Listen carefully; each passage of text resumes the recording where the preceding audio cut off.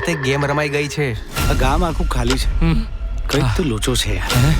મને તો લાગે છે આખું ગામ ભૂતોનું છે. બે ગાંડા ગામમાં હોય, ગાંડાઓનું ગામ ના હોય. એમ જ ભૂત ગામમાં હોય, ભૂતોનું ગામ ના હોય.